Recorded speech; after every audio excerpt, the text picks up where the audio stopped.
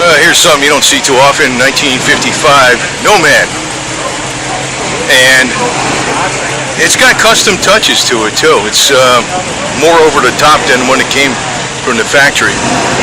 You know, it's a 55 with it's got a change in the grill. You know, I don't know if you got that, but it's a 6-speed Tremec transmission.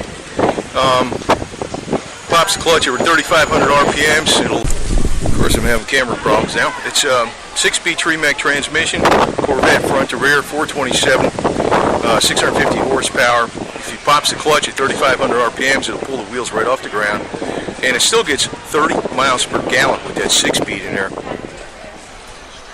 So it's 100% updated interior. That's not, it's nowhere near the 55 interior.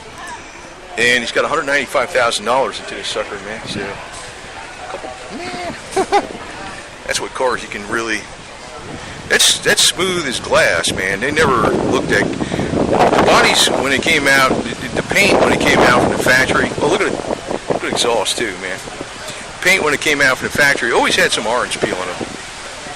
You know, because I remember when a friend of mine did repaints on the cars. He always painted them better than they were from the factory. And back then it was acrylic lacquer. There was no base coat clear coat, but it was actually acrylic lacquer, which was a shiny coat, not like a base coat, and then you put acrylic lacquer clear over it. And you used to mix color with the clear, give it a little more depth. So, especially on the black, because it'll look deeper and richer. Darker color especially noticeable.